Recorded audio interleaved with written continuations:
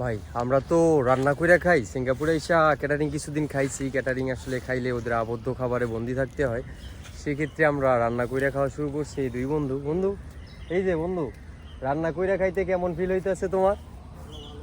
ভালো। তো আমরা আইছি ঘুরতে চাইনিজ গার্ডেনে। এইখানে আইসা কি করতেছি, শাক তুলতেছি। ভাই দেখেন, দেখেন একবার কেমনে শাক তুলতেছে, দেখছেন কাহিনীটা? আজকে শাক তুলে নাকি শাক রান্না করব। হ্যাঁ, আবার ভালো পাক করতে পারে। তবে আমিও পাক শাক শিখতেছি, এমনটা নয় যে আমি পাক করতে পারি না। তবে এটা রুলসের মধ্যে আছে কি না যে এইভাবে শাক তোলাটা।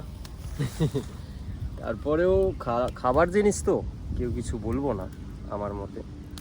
দেখতে পারতেছেন কতগুলা শাক তুলে ফেলাইছি। আজকে রান্না হইব জমজমাট, খাওয়াটাও সেই হইব মনে হচ্ছে। কলমু শাক তো ভাল লাগবে নিশ্চয়ই। আর প্রচুর শাক দেখতেছে এইখানে, আপনারাও দেখেন কত শাক রয়েছে। এগুলো আসলে শাক যেহেতু খাওয়া যায়, কেউ কিছু বলবো না।